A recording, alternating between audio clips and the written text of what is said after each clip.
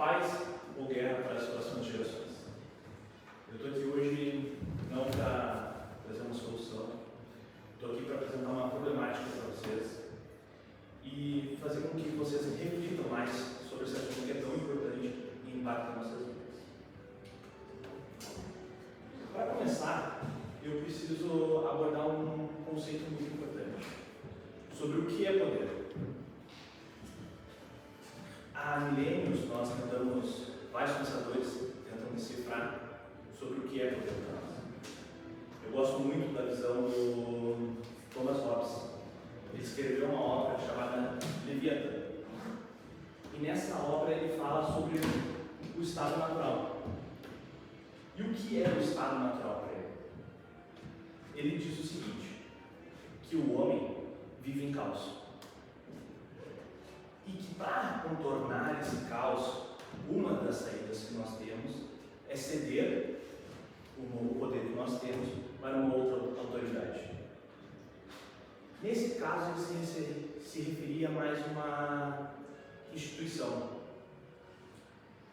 Mas, de verdade, eu acredito que a melhor definição seja essa. E essa se aproxima mais da visão do que o pensador Max Weber teve, que é sobre o que é poder. Seria impor a nossa vontade sobre as outras pessoas. Isso pode ser de maneira interpessoal, entre as pessoas, ou de maneira que instituições consigam impor as suas vontades perante outras instituições. Afinal, se pensarmos no que é formado no Estado-nação, um país, são formados por pessoas. E, abordando um pouco sobre poder, eu queria falar sobre dois conceitos muito importantes dentro das relações internacionais. O primeiro deles, nós temos o hard power. O que é o hard power? O hard power nada mais é do que o confronto direto entre nações. É basicamente isso, é o conflito. O que vai dar, eu acho que mais significado para como o mundo vai andar é esse outro conceito, é o soft power. E o que é o soft power? Ele é uma maneira de impor o que a gente quer de uma forma, como é que eu posso dizer, que não fica claro nossas intenções. Por isso o soft. E como é que isso acontece? Isso acontece através da cultura, da economia, de valores e de instituições. Se eu perguntar para vocês, quando vocês pensam em democracia, direitos civis, que país vem na cabeça de vocês? Estados Unidos ou Brasil? Veja, eu não estou falando que no Brasil não existe democracia, mas existe uma diferença. Por que nós pensamos nesse país especificamente? A grande maioria, pelo menos, pensa nos Estados Unidos. Foi a primeira resposta que você teve, não foi? É bem isso. Os Estados Unidos é o exemplo perfeito de um país que conseguiu impor a sua vontade usando muito bem o soft power.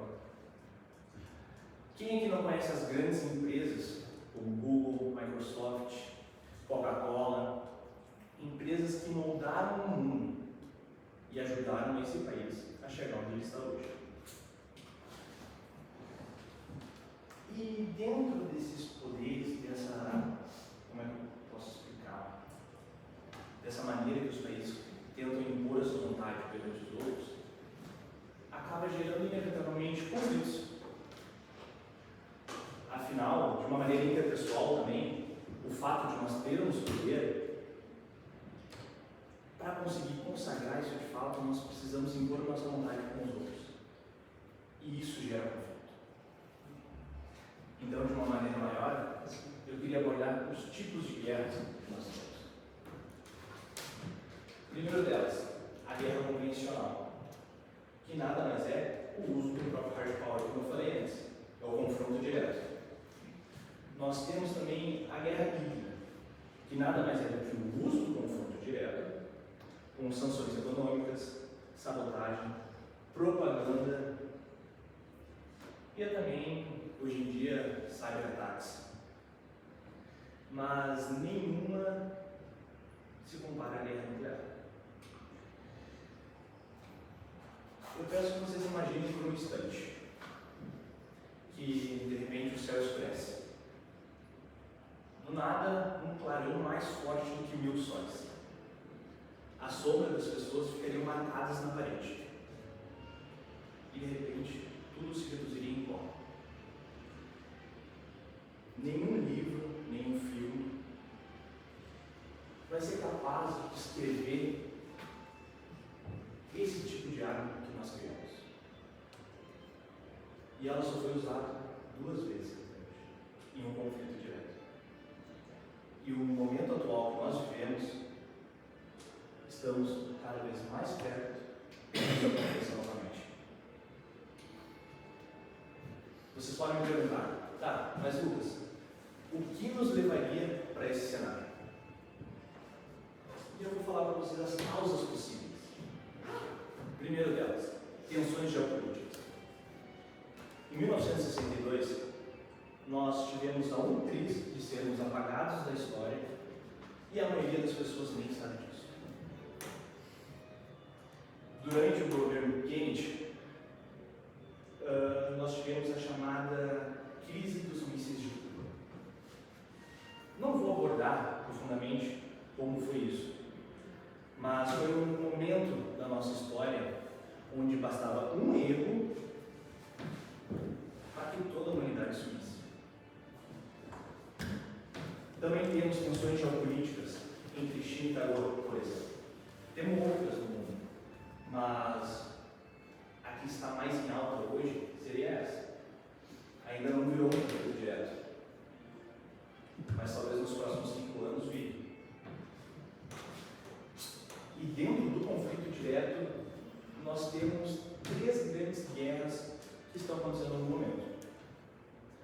Temos desde 2022 a guerra entre Rússia e Ucrânia, que já deslocou milhões de pessoas. Trouxe uma crise financeira para a Europa. E não só para eles, para nós também. Nós também pagamos essa conta. Desde 2023, também temos um conflito entre Israel e Palestina. E hoje, consequentemente, não só devido a esse conflito, mas muito por isso, nós temos Israel e Irã, que deve ter começado umas 2 semanas atrás. Nós também temos o conflito entre Índia e Paquistão. Um conflito que hoje exatamente está pausado, mas é um conflito que envolve armas nucleares. Mas, para mim, eu acredito que o que mais nos aproxima de um conflito seja a unidade armamentista. Afinal, tensões, conflitos são inevitáveis. Mas se armar é uma escolha. Recentemente foi anunciado um novo chanceler alemão. Junto com isso, foi feito o anúncio de que os alemães fariam um investimento de 100 bilhões em defesa por ano pelos próximos anos. Temos também um investimento europeu. Foi anunciado um investimento de 800 bilhões de euros somente para a defesa. O que nós poderíamos fazer com 800 bilhões de euros? Quantas vidas nós poderíamos salvar? De acordo com o dado dessa agência aqui, que eu não vou tentar falar o nome, se está em inglês, eu vou entrar para hoje. Eles anunciaram que os gastos em defesa em 2023 já ultrapassaram 91 bilhões de dólares. Isso levando em conta somente 9 países, que são os 9 países que possuem bombas atômicas. É difícil de mensurar o que é 91 bilhões de dólares. Mas, para vocês terem uma noção, 91 bilhões de dólares hoje é equivalente a R$500 bilhão. R$500 bilhão são 200 bilhões, ou melhor, perdão, desculpa. 91 bilhões é equivalente a R$500 bilhão, 500 bilhões de reais. 500 bilhões de reais são 200 bi a a mais do que o Brasil gasta com saúde e educação por ano. O que nós poderíamos fazer com saúde e educação gastando meio trilhão por ano?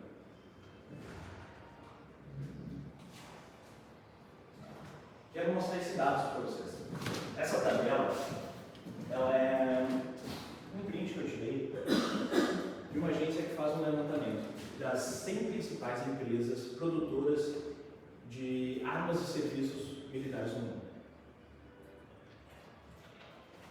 Como vocês podem ver, no topo da tabela só tem americanos, né? Afinal, é o que eles mais gostam de gastar dinheiro. E só para dizer para vocês, essas empresas não são necessariamente de serviços militares, tá? Não é só gastos militares que ela faz. Posso mostrar para vocês também? Airbus. Airbus não fabrica só arma. A Boeing não. Mas, por exemplo, a Lockheed Martin. Essa empresa, ela também é responsável, sabe por quê? Pelo Sistema de Segurança de Fronteira dos Estados Unidos. Que é essa iniciativa que eu também não vou estar falando.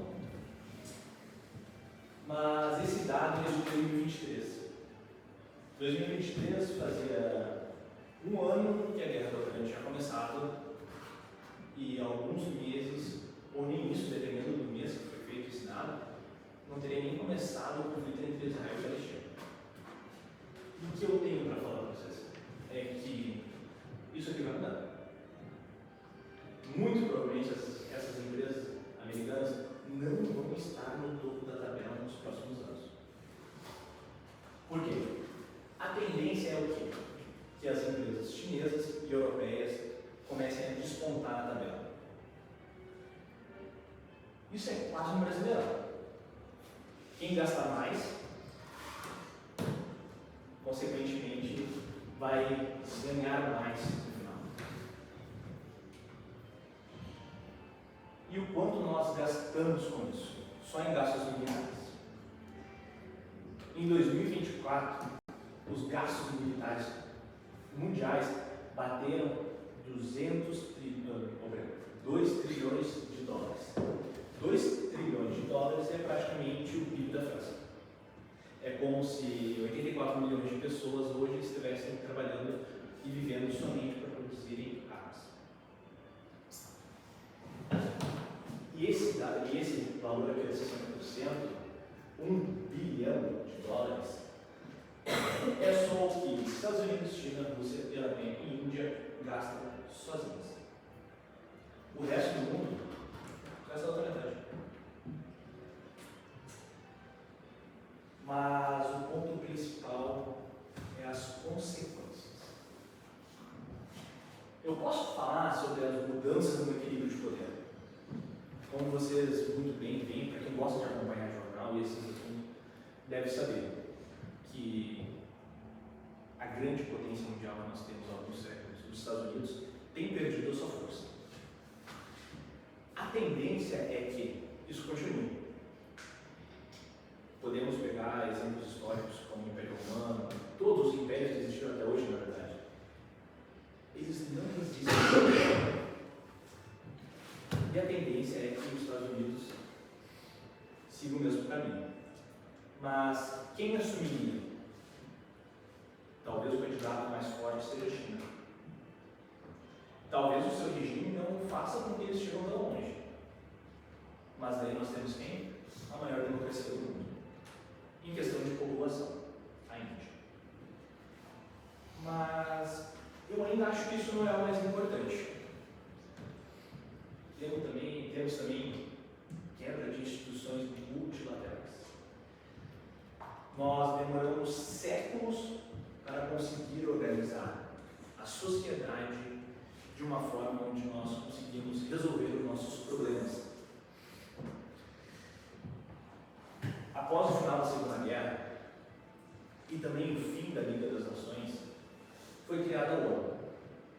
A ONU era basicamente uma ideia onde nós se juntaríamos para resolver os nossos conflitos, para que nós não precisássemos entrar em guerra novamente. E eu acredito que todo não funcionou. Podemos entrar num debate muito longo do porquê não funcionou. Eu posso dizer que não funcionou porque tu não pode tirar a autoridade dos estados. Tu não pode tirar essa autonomia que eles têm e passar para uma instituição. Senão todos ficaríamos refém de uma única instituição, de um único viés de pensamento. Mas eu ainda acho que isso não é o maior problema. Para mim, o maior problema são esses dois exemplos. O sofrimento. O sofrimento que os refugiados passam. Nós sofremos com isso, sofremos. Mas estamos tão longe de um conflito. Nós, sul-americanos, basicamente entendemos conflito como facções criminosas. Outros países do mundo veem o sofrimento de uma outra forma. Refugiados. Por que essas pessoas são refugiadas? Pode ser por perseguições políticas, pode ser por conflitos, pode ser por fome. E mostrando para vocês um pouco sobre o nível de refugiados no mundo. Quero que vocês vejam. Esse dado de 2023 também. Olha essa escala aqui. Parece uma escadinha, ela vai para onde? Pois é. Esse último dado de 2024. Sabe o que representa isso aqui? 123 milhões de pessoas. 123 milhões de pessoas é a população do Japão inteiro. Imagine toda a população japonesa tendo que sair de sua casa e tendo que ir para outro lugar do mundo. Para onde essas pessoas iriam e como o mundo lidaria com 123 milhões de deslocados? Ou melhor, como nós lidamos? Isso já acontece. Como eu falei, nós temos 123 milhões de deslocados no mundo. A nação que mais representa esse número é o Sudão. E eu tenho certeza que a grande maioria aqui nem sabe disso. E talvez uma boa parte nem saiba onde o Sudão fica. Pois é, Sudão é um país africano. E ele já gerou, com a sua guerra civil, 14 milhões de deslocados. 14 milhões de deslocados é mais do que a população da Grande São Paulo. A Grande São Paulo hoje tem 12 milhões de pessoas. Seria basicamente a população de São Paulo e de Porto Alegre juntos. Também temos outros conflitos no mundo que geraram deslocados, como a guerra na Síria, Afeganistão, Iraque. E o ponto é, como isso nos afeta hoje? Nós temos pressões nos serviços públicos. Afinal, essas pessoas precisam de um acolhimento, elas precisam ter para onde ir. E por mais que nós não queiramos receber elas, elas vão ir para o lugar do mundo. Isso é certo. Não estou aqui para entrar no juízo de valor se é certo ou errado receber essas pessoas. O ponto é, essas pessoas vão chegar em algum lugar e esse lugar vai ter que saber lidar com elas.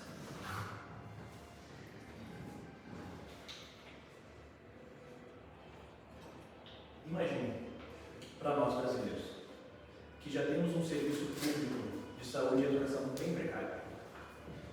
Já não conseguimos lidar com a nossa própria população.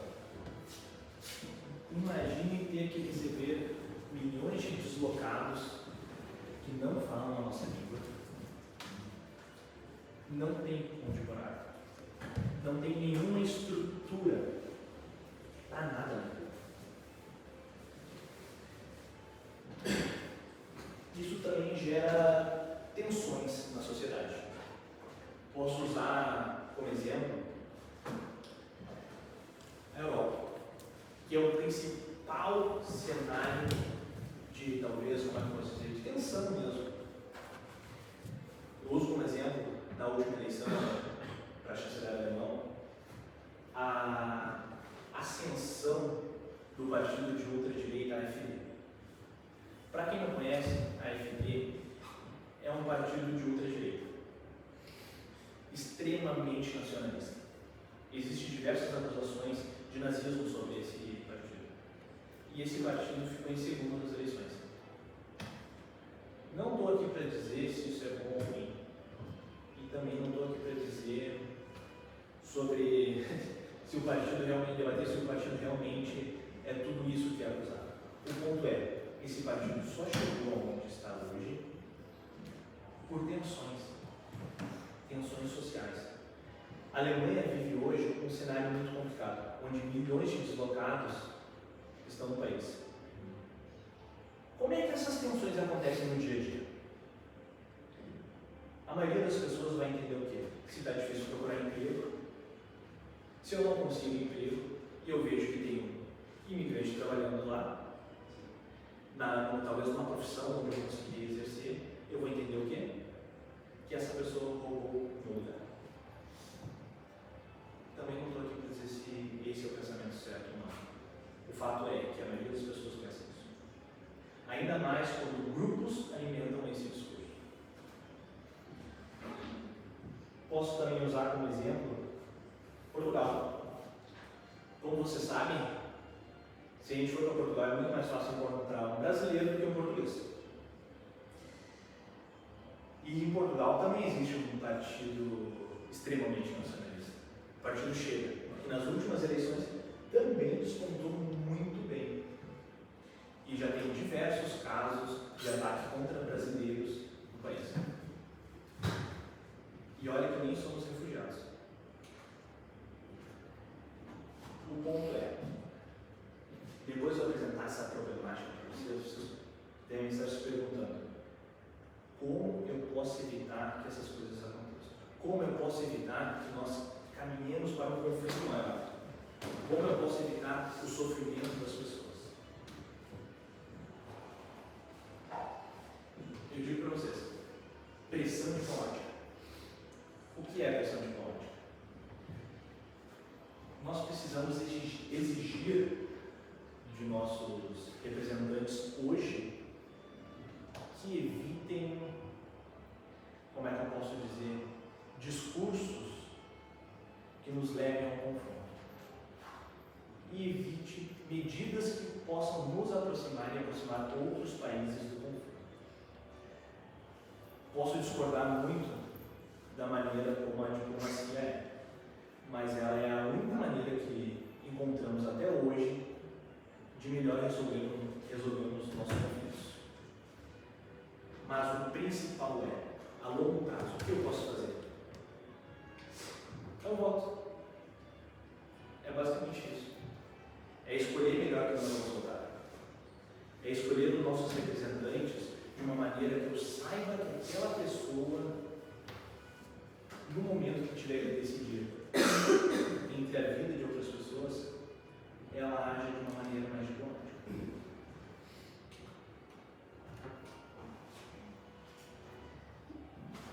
Pergunto para vocês: qual o legado que vocês querem deixar para as próximas gerações?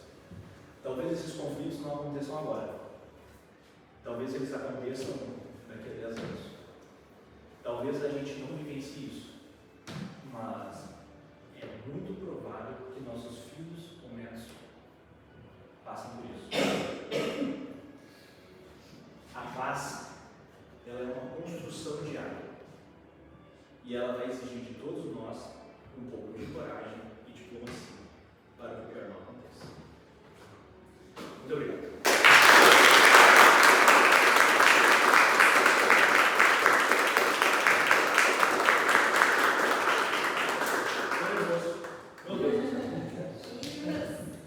Não tem pergunta, acabou o tempo. Tem duas perguntas, só para iniciar, um pouco complexas. Primeiro, qual é? Tem algum motivo específico com a Alemanha para tanto gasto militar, tirando o histórico, assim, uma grande economia? Porque, pelo menos eu não acompanho muito, mas eu não vejo a Alemanha metida em conflitos hard ali, atuais. Então, é um gasto militar, mas é só a preocupação no futuro? Essa é a primeira.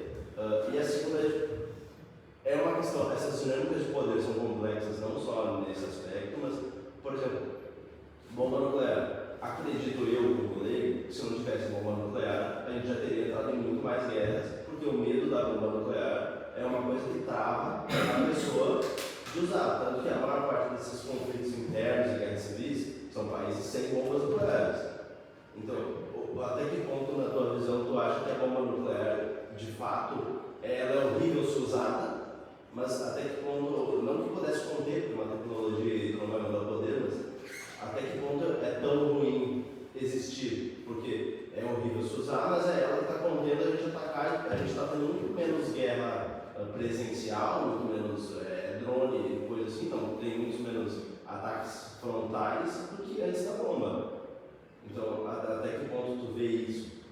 Como é que é essa questão? Respondendo a tua primeira pergunta sobre a Alemanha.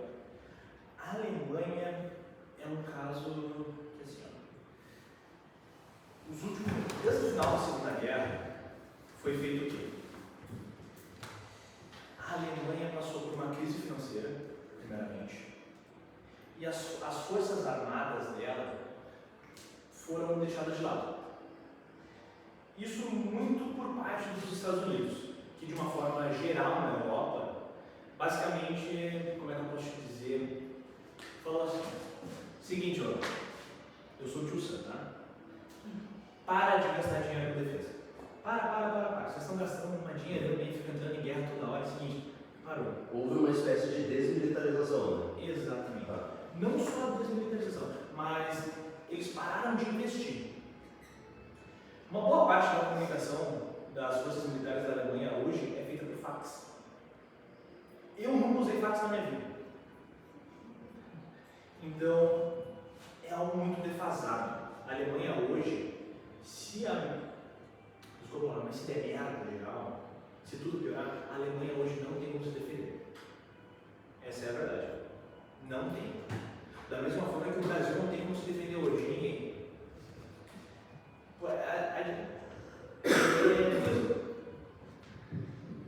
Os Estados Unidos fez com que toda a Europa parasse de gastar e falasse, agora eu vou cuidar da tua proteção.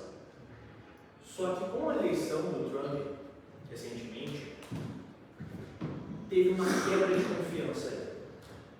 O Trump claramente anunciou que iria parar de financiar e ajudar a Europa e deixou agora a Europa se vira sozinha.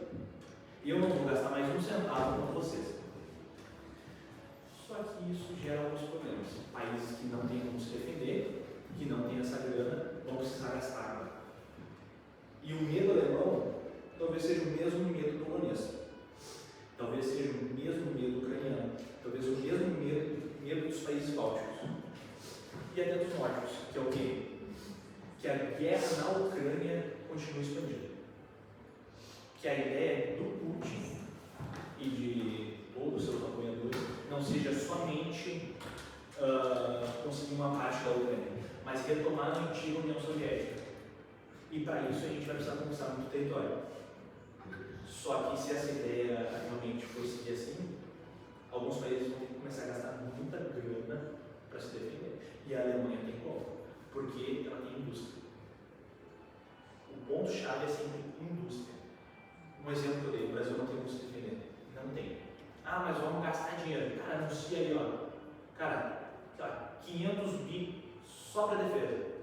Não tem como fazer. Por que não tem como fazer? Porque não tem indústria para isso. Eu posso anunciar o gasto, mas eu não tenho como fazer isso. E para criar essa indústria eu vou precisar gastar muito mais dinheiro. Eu vou ter que mexer na sociedade por completo. E a Alemanha tem como fazer isso. A tua outra pergunta é sobre armas nucleares. A arma nuclear, ela é uma arma de dissuasão. Ela não foi feita para ser usada em conflito. Num conflito assim, diário, dia a dia, ela não foi feita para isso. Ela é para quê? Cara, é o seguinte, eu tenho uma bomba atômica. Se tu entrar na minha casa, se tu me atacar, eu vou usar ela contigo. Tu vai pensar o quê? Porra, não vou me mexer. Não vou fazer nada. Porque senão vai dar para mim. Só que o problema da arma nuclear não é bem o fato dela ser usada hoje. E eu, pessoalmente, não acredito que ela vai ser usada. Olha, seja usada nos próximos anos. Não vejo isso acontecendo. O problema dela é se ela tem nas mãos erradas. E um bom exemplo é o Paquistão. O Paquistão não é um país atômico. Só que o Paquistão é praticamente um país falido. Não financeiramente, mas de ser uma instituição que não consegue suprir as necessidades da sua população. O Paquistão tem diversos grupos separatistas, vários grupos terroristas. Então, é muito complicado tu deixar, como por exemplo, o Irã, que outros países tenham armas nucleares, sendo que esse país pode quebrar a qualquer momento e virar um caos. Por quê? Cara, a atual guerra entre Ucrânia e Rússia, pode ver, está desde 2022. Cara, quanto dinheiro os russos não estão gastando para manter essa guerra? Muita gente pode pensar, cara, é muito mais fácil usar uma bomba atômica, acabar com a Ucrânia de uma vez, pegava o território e era isso. Cara, isso aqui não é bem assim. Primeiro que o resto do mundo inteiro vai vir em cima. Entende? E essas armas, como eu disse, elas não foram feitas para ser usadas, cara. Não foi. Pensa no final da União Soviética. Quando a União Soviética se quebrou por completo, cara, não. Onde é que estavam essas armas? Elas estavam espalhadas por todo o território da União Soviética, por diversos países que se separaram depois. A Ucrânia era um desses países. A Ucrânia tinha armas nucleares.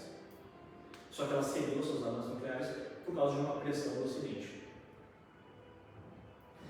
Aí, imagine agora que essas armas tivessem caído na mão de um grupo terrorista. Apesar do regime russo ser um regime autoritário, eles é complicado, mas eles têm noção. Eles têm aquela noção de, cara, eu não posso usar uma arma nuclear na guerra, porque senão eu vou ter muito prejuízo com isso. E foda-se as vidas, mas eu vou ter um prejuízo financeiro muito grande para a minha nação. Só que isso é numa lógica onde existe minimamente uma estrutura na sociedade. Um grupo terrorista não existe estrutura nenhuma. É algo radical. É baseado em ideologia. Imagina se um grupo terrorista altamente ideológico tem acesso a uma bomba dessas. Ele não vai pensar se, cara, vão me atacar, depois vão vir atrás de mim. Cara, foda-se. O Bin Laden não pensou que se ia ter problema ou não, que iam vir atrás dele depois do 11 de setembro. O objetivo ele queria cumprir com aquilo. Aí é que tá. E tu falou que acha que não vão acabar usando as armas, mas, por exemplo, o escalamento das tensões entre Israel e Irã, são as mensagens que estão entendendo que eles estão produzindo a bomba atômica. Acha que não pode chegar ao nível de eles conseguirem ter a bomba atômica e acabar usando? Esse é um conflito um pouco assim, mais complicado. Assim, eu não tenho como afirmar para ti, tá? Isso que eu estou falando é realmente o que eu acredito. Eu não tenho como afirmar o que vai acontecer amanhã. Eu posso estar completamente errado. Mas tem um base que eu estudo. Eu não acho que o Irã vai conseguir. Primeiro, porque até agora não foi demonstrado que o Irã tem a capacidade de ter uma arma. Porque, primeiro, cara, eu posso até ter uma arma nuclear, mas eu vou ter como usar. Eu vou carregar um caminhão? Cara, eu não vou carregar um caminhão. Eu preciso botar ela com míssil. Eu tenho esse míssil. E se eu tiver, ele está em manutenção, ele está em uso para eu conseguir usar, aí é que tá. Beleza, consegui, eu tenho um míssil, só lançar. Eu tenho quantas? Eu tenho uma. Tá, mas Israel não tem mais como. Se eu usar Israel, cara, hoje em dia a tecnologia não funciona do tipo assim, eu preciso ver uma bomba cair para eu poder jogar as minhas. Não é, no mesmo tempo que foi lançada a outra, eu já estou sabendo, eu vou poder usar as minhas. Então, como é que ele vai pensar, cara, beleza, eu tenho uma arma, vou usar. Tá, nesse querer usar, eu só tinha uma. Fudeu. Os israelenses já usaram todas que eles tinham. A mesma lógica foi usada quando os Estados Unidos, a mesma não, né? Mas a ideia foi quando os Estados Unidos usou as bombas. Os Estados Unidos ali precisou blefar que tinha mais bombas. Os Estados Unidos só tinha duas. E a primeira foi usada 3 dias antes da segunda. Ou melhor, a segunda foi usada 3 dias depois. Né? Primeiro eles lançaram uma, para ver se os japoneses iam se render. não funcionou, passou 3 dias e só 3 dias depois eles usaram a segunda. Quando os japoneses viram que a segunda bomba caiu, eles pensaram, porra, se eles têm 2, eles têm 3. Esse foi o pensamento. Agora, um país que recém está começando, o problema do Irã é que ele tem os meios para fazer. Aí é que tá. Tem dinheiro e tem força de trabalho para conseguir chegar aí. E esse que é o maior problema. Não sei se eu respondi bem. Uhum. Eu tenho uma dúvida meio que na continuação disso. Mas eu não conheço esses países, eu sou zero de história e essas coisas. A do governo. Mas a parte do. Tipo assim, eu não tem algum país que tenha um governo mais ideológico também. Que no momento que ele tiver as armas, ele não vai pensar se as vidas vão morrer, mas a maneira ideológica deles de pensar é aquilo que eles querem fazer, aquilo que eles vão fazer. Tipo, como tu falou sobre o grupo terrorista, não tem algum país que possa agir dessa mesma forma no momento que tiver algo? Hoje não. Hoje não. Hoje não tem. Claro que todos os governos são ideológicos. Todos. Afinal, não tem nenhum poder. A gente consegue ver muito bem isso na prática, que qualquer governo, qualquer grupo só é eleito a partir do momento que ele consegue pegar a sua ideologia para outras pessoas, consegue convencer as pessoas disso. Então, todo governo, todo. A diferença é que alguns são mais radicais que os outros. Um exemplo do Irã é que ele é um governo radical, só que é um radicalismo baseado em religião. E isso pode ser um pouco pior, porque na base, na estrutura do governo iraniano, tu tem acima do que seria o presidente, o representante do país inteiro, tu tem um representante religioso, que seria o Ayatollah. E isso é um problema. Seria o quê? Ayatollah. Acho que é Ayatollah que sai. Se o chefe confirmando, está certo. E tem esses representantes assim. Isso é muito complicado, porque grandes decisões vão passar, não por uma. É errado falar por uma ótica racional, tá? Não é bem essa palavra que eu quero, então é a palavra errada que eu estou usando. Mas eles não passam por uma ótica racional e acabam passando por uma ótica ideológica baseada em algo religioso. Só que isso, cara, é muito fácil de mudar, isso é muito fácil de ter interpretações diferentes. Tá? Não é à toa que o governo iraniano é um governo de maioria muçulmana. Só que, cara, nem os muçulmanos pensam da mesma forma. Nem nós, que a maioria que é cristão, pensa da mesma forma. Entende? A diferença é que eles são muito mais radicais. E, cara, talvez eu acho que o mais que se aproxima disso, talvez seja a Coreia do Norte. Mas é porque o Gordinho é maluco. Muito maluco. Mas aí é um caso diferente. Lá eu não tenho conhecimento o suficiente para falar para vocês até que ponto eles seriam capazes de usar as armas que ele tem. Tá? Eu acho que a gente não sabe. Eu acho que se eles seriam capazes de usar, cara, só se porventura eles fossem ameaçados da completa extinção. E tu citou Sun Tzu, e no livro do Sun Tzu tem uma frase, não sei exatamente a frase, mas tem uma parte muito bacana que ele fala que é: nunca encurralhe o seu inimigo a ponto que ele não consiga fugir. Por quê? Cara, a partir do momento que tu encurralar alguém e ele não tiver para onde fugir, cara, ele vai dar a vida para sobreviver. E ele não vai pensar nas consequências que isso vai ter. Então é esse o maior problema de algumas guerras envolvendo armas nucleares. É tu chegar num ponto onde eles deixem de existir e sejam obrigados a usar as armas nucleares. E a tendência é que isso não aconteça. Posso dar exemplo da União Soviética. Isso não aconteceu por quê? Porque a União Soviética simplesmente quebrou por dentro. Aí é que tá.